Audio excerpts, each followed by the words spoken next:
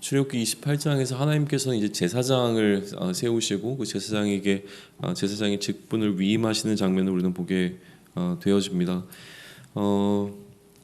1절에 보게 되면 이제 이스라엘 자손 중에서 내 형 아론과 그의 아들들이라고 좀 이야기를 하시고 그 아들들의 이름이 이제 나답, 아비후, 엘라아살, 또 이다말이라고 하는 그 아들들의 이름을 좀 나열을 하고 있는 것을 보게 되어지는데요.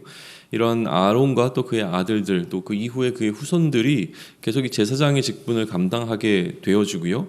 또 1절의 근거에서 본다면 이 제사장 직분을 행하게 하는 그 근본적인 목적은 나를 섬기는, 다시 얘기하면 이제 하나님을 섬기기 위한 목적으로 제사장을 세웠다라고 하는 것이죠. 그러니까 하나님을 섬기는 것이 무엇인가라고 하는 것은 이제 제사라고 하는 제도를 통해서 그 이스라엘 제사장들이 감당해야 되는 역할들을 통해서 나중에 우리가 보게 될 터인데, 지금 이 28장에서 우선 우리가 주목해서 보아야 할 것은 하나님께서 특별히 이 아론과 아론의 아들들을 구별하고 계신다라고 하는 사실입니다. 이 구별해서 그들에게 제사장 직분을 주고 계시는 장면에 좀 더 주목해 볼 필요가 있을 것 같습니다. 그래서 특별히 이제 아론이라고 아론을 먼저 대표자로 세워서 이 아론을 위한 옷에 관한 이야기를 좀 이어가시는데요.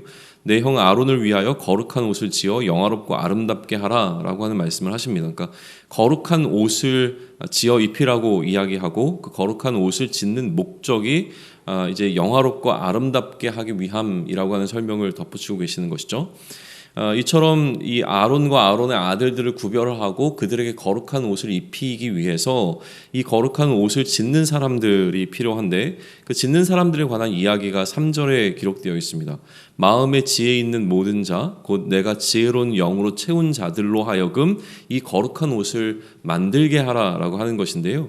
결국은 이제 성령의 사람이죠. 그러니까 성령의 사람들로 하여금 이 거룩한 옷을 짓도록 하라라고 하는 것인데, 뭐 여러 가지 좀 해석들이 가능하겠지만 제가 좀 긍정적으로 생각하는 해석은 무엇이냐면, 이 성령의 사람이 왜 필요했는가, 그러니까 거룩한 옷을 짓는데, 근데 굉장히 섬세한 지침으로 하나님께서는 이 성막과 또 이 제사장의 옷을 짓는 것에 관한 디테일한 이야기들을 해주고 계시거든요.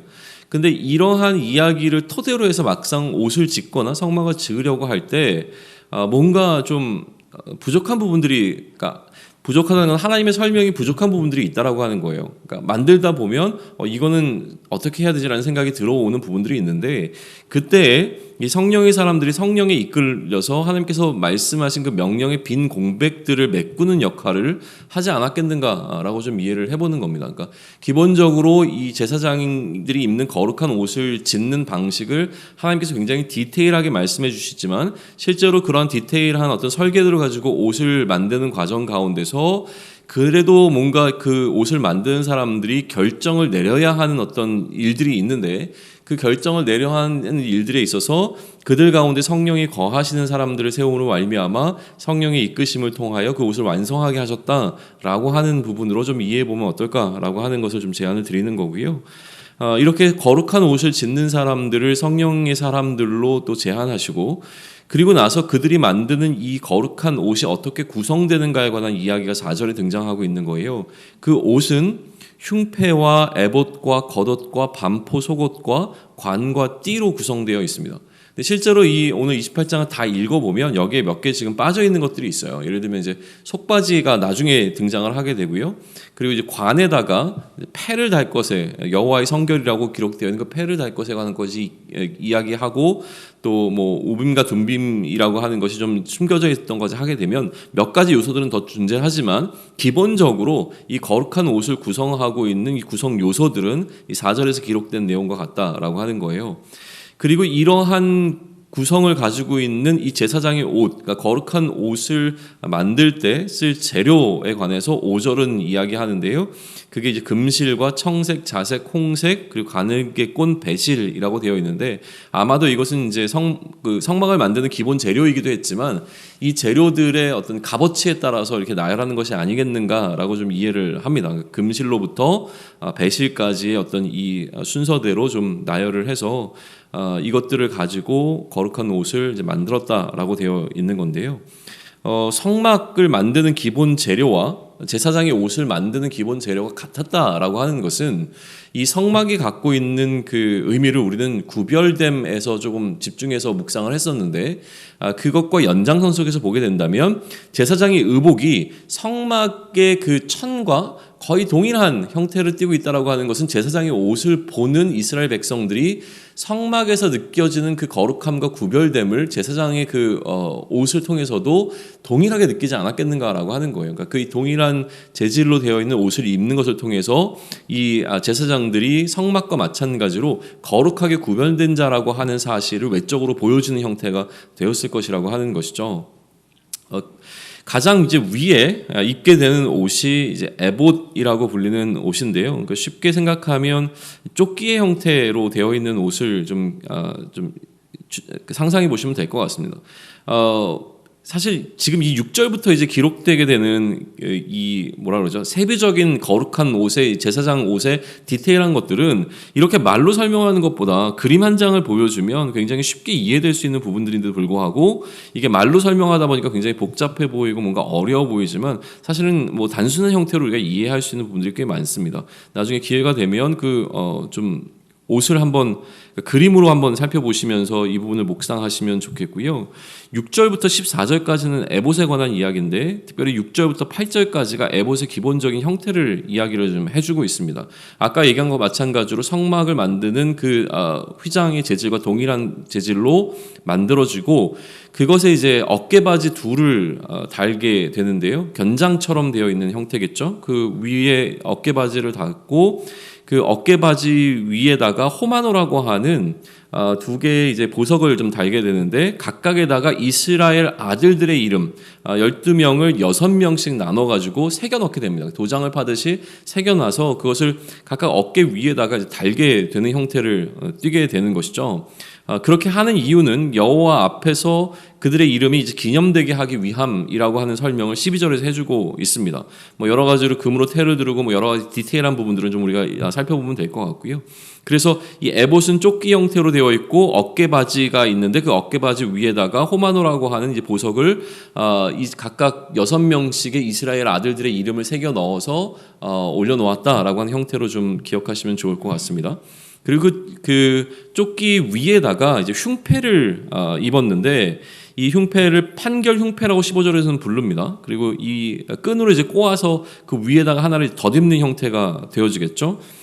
네모 반듯한 모양이었고요. 이 흉패는 근데 그 위에다가 3개씩 4줄로 보석들을 다 하나씩 달았죠. 그래서 총 12개의 보석을 그러니까 열과 오와 열을 맞춘다고 하나요? 해서 이제 그 흉패에다 붙였는데 각각에다가는 또 이스라엘 한 지파의 이름씩을 도장 새기는 법으로 다 새겨 넣은 겁니다. 그리고 이제 순금으로 이렇게 뭐 노끈처럼 따은 사슬을 흉패에 붙이고 뭐 이런 구체적인 설명들이 등장하면서 이것을 에봇띠 위에서 떨어지지 않도록 잘 고정시켰다라고 하는 거예요.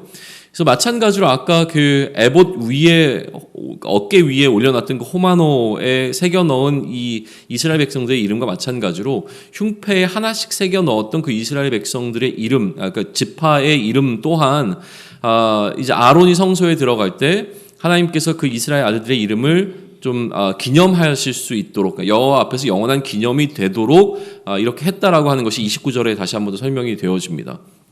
그리고 30절에 보게 되면 우림과 둠밈이라고 하는 그러니까 명확하게 설명될 수 없는 어떤 형태가 지금 등장을 하고 있어요. 우림과 둠밈이라고 하는 것을 판결 흉패 안에 넣어서 아론이 여호와 앞에 들어갈 때 그의 가슴에 부착하고 들어가게 되었는데 이 우림과 둠밈이라고 하는 것에 대한 용도가 지금 여기선 설명이 되지 않지만 성경 전체를 통해서 봤을 때는 아마도 이것은 그들이 하나님의 뜻을 물을 때에 어떤 사용된 도구로 이제 이해되고 있는 거예요. 그러니까 어떻게 사용했는지 정확하게 모르지만 하나님의 뜻이 무엇인지를 중요하게 이제 결정을 내려야 되는 그 상황 가운데서 아마도 이게 뭐 주사위를 던지는 방식과 같이라든지 그 하나님의 뜻을 좀 구별하기 위해서 사용된 어떤 도구로 이해가 되어지는 것이 이 우림과 둠밈이라고 하는 것입니다.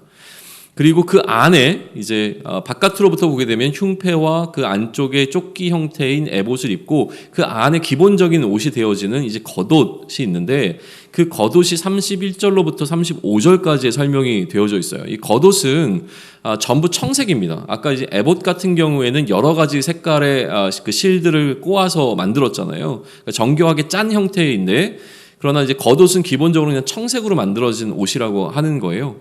그런데 이제 중요한 건 뭐냐면 그 옷의 하단부에 해당하는 가장자리에다가 아까 얘기했던 그 수 놓는 방식으로 이제 성류를 달게 한 거죠. 그리고 이 성류를 수 놓아서 달고 그 성류 사이사이에 금방울을 다른 거예요. 그래서 금방울 하나, 성류 하나, 금방울 하나, 성류 하나 이런 이제 엇갈리는 방식으로 이 옷의 하단부를 전부 다 장식을 한 거죠. 근데 왜 그렇게 했냐면 이 금방울을 달고 대제사장이 성소에 들어갔다 나왔다 할 때마다 소리가 들리잖아요. 그러니까 움직일 때마다 소리가 들리니까 이 소리를 통해서 지성소 안에 들어가 있는 제사장이 살아있는지 죽어있는지에 대한 것들을 이제 바깥에서 들을 수 있는 방식으로 해놨다는 거예요. 왜냐하면 대제사장 외에는 아무도 지성소에 들어갈 수가 없었으니까 지성소 안에서 실제로 대제사장이 여전히 살아서 그 역할을 감당하고 있는가, 하나님 앞에서 죽지 않았는가, 뭐 이런 것들을 점검할 수 있는 역할을 해주는 그 표식, 뭐라 그러죠? 그런 역할을 했다라고 하는 것을 이야기하고 있습니다. 그리고 나서 36절로부터 38절까지 기록된 게 관입니다. 그러니까 이제 뭐 모자의 형태를 띠고 있는 걸 텐데 거기에 이제 순금으로 패를 만들어서 여호와께 성결이라고 새겨 넣고 이 패를 관 위에 청색끈으로 이제 묶게 되어지는 겁니다. 그래서 이 패가 대제사장의 이마, 그러니까 아론의 이마에 위치하도록 그렇게 지금 고정을 시킨다는 거죠. 그러니까 항상 이제 이 아론을 보게 되면 그의 이마에 여호와의 성결이라고 써 있는 금색 패가 달려 있는 것을 보게 되는 것이죠. 그리고 39절에 이제 남은 것들 반포 속옷과 관과 띠에 관한 이야기가 이제 살짝 등장을 하게 되어집니다. 그리고 이제 40절로부터 41절에는 제사장의 어떤 임직식에 관한 부분들 이제 나중에 또 나오겠지만 여기서 간단하게 언급이 되는데 아론의 아들들을 위하여 이제 속옷을 만들고 띠를 만들고 그 위에 관을 만들어 영화롭고 아름답게 하되 너는 그것들로 내 형 아론과 그와 함께한 그의 아들들에게 입히고 그들에게 기름 부어 위임하고 거룩하게 하여 그들이 제사장 직분을 내게 행하게 할지며 라고 하는 이제 임직식에 관한 그러니까 기름 부음에 관한 이야기가 등장하고 42절에서 속바지에 관한 이야기가 따로 또 등장을 합니다. 또 그들을 위하여 배로 속바지를 만들어 허리로부터 두 넓적다리까지 이르게 하여 하체를 가리게 하라. 그러니까 왜 이렇게 속바지가 뒤늦게 등장하고 있는가라고 하는 것에 대해서 뭐 굳이 이게 맞는 해석은 아니겠지만 뭐 이렇게 한번 생각을 해봅니다. 뭐냐면 이전의 의복들은 무언가를 외적으로 보여주는 형태였다면 이 속바지의 경우에는 사실은 하체를 가리는 용도거든요. 그러니까 두 가지의 용도가 약간 다릅니다. 그러니까 바깥으로 이들이 제 제사장이라고 하는 것을 나타내기 위해서 입게 되어지는 것들, 그러니까 무언가를 기념하고 보여주기 위해서 입게 되는 것들하고 차이가 좀 있는 것은 무엇이냐면 이것은 그들의 어떤 하체를 가리는 용도로 입어야 되는 것이 속바지라고 하는 것이죠. 그러니까 이 두 가지가 약간 그런 쪽에서 개념 차이가 있지 않겠는가라고 하는 생각을 좀 해봅니다. 그리고 43절에 보게 되면 이제 마지막으로 이 전체적인 것들에 대한 총 결론을 좀 내리시죠. 아론과 그의 아들들이 회막에 들어갈 때나 제단 가까이 하여 거룩한 곳을 섬길 때에 그것들을 입어야 죄를 짊어진 채 죽지 아니할 거라는 거예요. 그러니까 이게 어떻게 보면 이 제사장들을 보호하는 옷이 또 되어지는 것이죠. 그들을 이렇게 거룩하게 구별해서 이들이 이 옷을 입고 하나님 앞에 나아가야지만 죽지 않게 되어지는, 그러니까 그들을 하나님 앞에서 이제 죽음 가운데 보호하는 보호의 역할을 할 것이고 이게 이스라엘 후손들이 영원토록 지켜야 될 규례가 되어집니다. 그러니까 이 내용들이 이제 28장을 구성하고 있는 거죠. 그러면 이 제사장의 옷에 관한 이 디테일한 이야기가 오늘을 살아가는 우리들에게 어떤 의미가 있을까라고 하는 것을 이제 묵상을 해야 되는데 사실 지금 세워지고 있는 제사장의 이런 역할은 예수 그리스도의 십자가 사건 이후로 그 역할을 다 하게 되지 않습니까? 특별히 이제 히브리서 기자의 설명을 통해서 우리는 이 대제사장의 역할이 예수 그리스도를 통하여서 완성되어진 것을 좀 설명을 듣게 되어지죠. 그러니까 예수님이 대제사장으로 오셔서 그러니까 아론의 반차를 따르지 아니하고 그가 오셔서 그 대제사장으로 오신 이후에, 그러니까 멜기세덱의 반차를 따라 오신 대제사장으로 오셔서 그가 아론의 반차를 따른 제사장들이 감당하지 못했던 제사를 하나님께 드리는데 자신을 제물로 하나님께 영원히 그러니까 단번에 영원한 제사를 드리시는, 그게 바로 이제 십자가의 사건이라고 설명을 하는 거죠. 그랬기 때문에 이제는 더 이상 짐승의 피로 드리는 제사는 필요가 없어지고 그 예수 그리스도께서 흘리신 그 피, 그 제사를 힘입어서 우리가 성소에 들어갈 담력을 얻게 되었다라고 설명하는 게 히브리서 기자의 설명이거든요. 그러니까 이제 아론의 혈통을 따르는 제사장은 사라진 시대를 우리가 살아가고 있는 것이죠. 그런데 이제 신약을 보게 되면 오히려 새로운 방식의 제사장이 세워진 게 또 등장을 합니다. 무슨 얘기냐면 아론의 반차를 따르는 제사장의 역할은 이제 예수 그리스도를 통해서 완성되었지만, 그러나 여전히 우리를 하나님께서는 대제사장 삼으셨다는 거예요. 우리를 제사장 삼으셔서 그 제사장의 역할을 우리에게 사실은 위임하셨다라고 하는 것이 베드로가 우리에게 해주고 있는 또 다른 어떤 메시지이거든요. 그러니까 이런 관점에서 보게 되어진다면 아론의 혈통을 따르는 제사장은 사라진 시대이지만 여전히 그 제사장의 역할은 우리를 통해서 이어지고 있다라고 이제 봐야 하는 것이죠. 그러니까 지금 제사장이 세워지고 있을 때에 이 제사장 제도에 담겨 있는 원리와 의미들은 여전히 우리에게도 유효하다라고 하는 그 기본 베이스 속에서 우리가 이 제사장의 의복에 관한 부분들을 묵상하실 필요가 좀 있어 보입니다. 그러면 그런 차원에서 오늘 이 제사장의 의복을 한번 묵상할 때에 가장 중요해 보이는 것은 무엇이냐면 제사장의 그 의복 그 자체가 갖고 있는 중요성이라고 하는 거예요.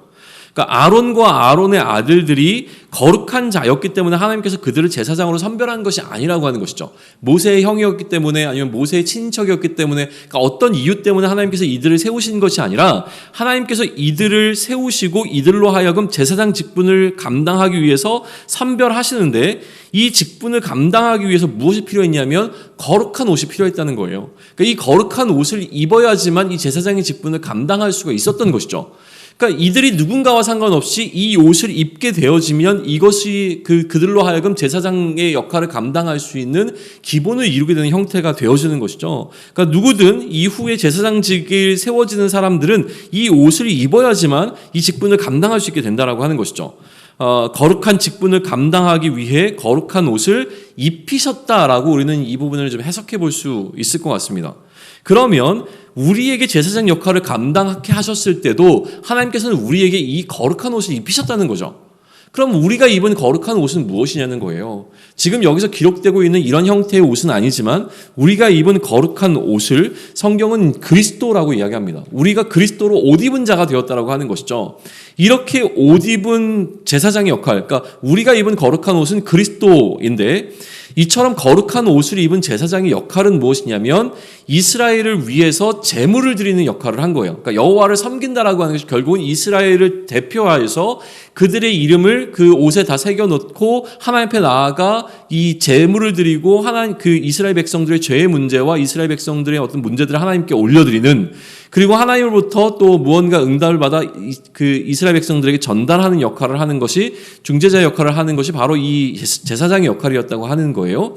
그러면 이 오늘 우리가 보고 있는 출애굽기의 제사장은 이스라엘을 위해서 제물을 드렸다라고 설명이 되어지는데, 신약 성경 로마서에 보게 되어지면은요, 바울이 자신이 감당한 이 사도의 역할을 제사장의 역할로 설명을 하고 있는 부분을 우리는 보게 되어집니다.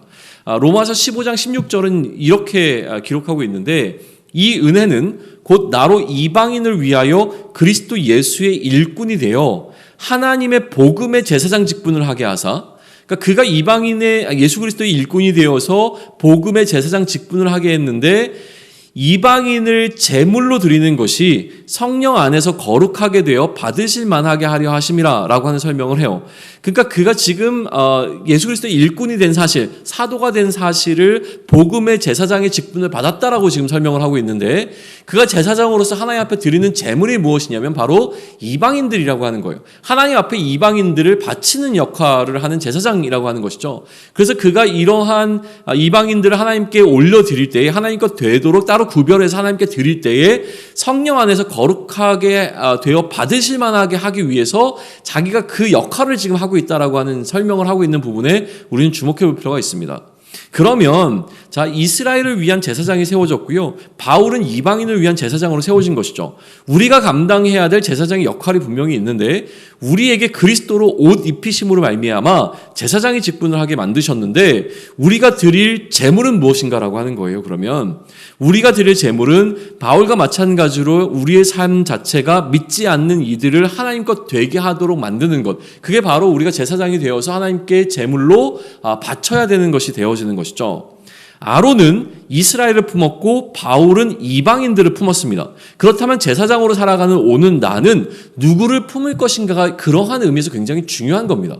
우리에게 품는 자들이 있어야 되는 것이죠. 그게 제사장으로서 감당해야 될 역할이기에 우리가 과연 누구를 품고 살아가고 있는가라고 하는 부분을 오늘 한번 이 말씀 가운데서 묵상해 봐야 되는 겁니다. 왜냐하면 우리도 또한 그리스도로서 이 제사장의 직분을 위임받았기 때문이라고 하는 것이죠. 제사장의 직분을 위임을 받았다면 마땅히 우리는 누군가를 품어야 하는 것입니다.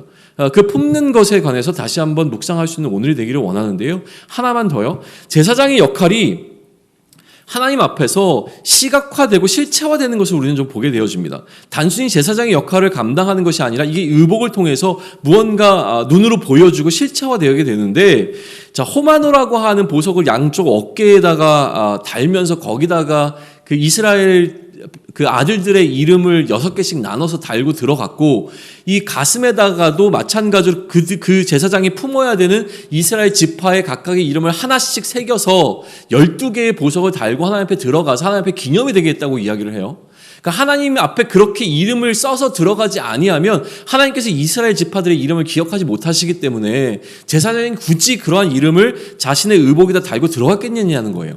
그러니까 지금 중요한 것은 무엇이냐면 제사장으로 하여금 하나님을 위해서가 아니라 제사장이 감당하고 있는, 그가 짊어지고 있는 그 제물의 역할을 해야 하는 그가 품고 있는 이스라엘 민족을 제사장으로 하여금 품고 들어가서 하나님 앞에서 이것을 감당하고 있다고 하는 것을 시각화시키고 이것을 실체화시키기 위해서 그 이름을 굳이 이 보석에 새겨 넣었다라고 하는 것을 우리가 한번 묵상할 수 있다면, 그러면 우리가 감당해야 되는 것이 무언가 우리 안에서 그냥 뭐라고 얘기할까요? 그냥 우리 안에서 개념적으로 또 관념적으로 존재하는 것이 아니라 오늘 내가 품은 이들, 내가 제사장으로서 누군가를 품고 나가야 하는데 그 품은 이들을 우리가 실체화시키는 것처럼 새겨 넣어서 우리의 입술로 고백하고 우리의 마음 가운데서 계속 그들을 위해서 기도하고 그들을 위한 우리가 실제적인 사역을 감당해야 한다는 것이죠. 이 감당하는 사역을 통해서 그들이 또한 우리가 하나님 앞에 우리의 삶을 산 제물로 올려드려서 그리스도인 된 것과 마찬가지로 그들의 삶을 하나님 앞에 산 제물로 올려드리는 그 거룩한 산 제사가 이루어질 수 있도록 그들을 하나님 앞에 올려드리는 그 역할을 감당하는 제사장의 직분을 잘 감당할 수 있기를 소망한다라고 하는 거예요. 그것을 위해서 우리가 먼저 오늘 묵상하고자 하는 것은 무엇이냐면, 과연 이스라엘의 제사장들이 이스라엘을 품었던 것과 마찬가지로 바울이 이방인들을 품었던 것과 마찬가지로 오늘을 살아가는 내가 품고 있는 이들은 누구인가라고 하는 사실을 더 기억하면서 오늘 내가 복음의 제사장의 직분을 잘 감당할 수 있기를 소망합니다. 나에게 직분을 맡기신 것은 분명히 누군가에게 내가 예수 그리스도의 일꾼이 되어 하나님의 복음을 전하라고 하는, 그래서 그들을 하나님의 제물로 하나님 앞에 올려드리라고 하는 하나님의 이 거룩한 명령 앞에 우리가 서 있는 것인데, 이 명령을 잘 준행할 수 있는 저와 여러분이 되기를 축원합니다. 아멘.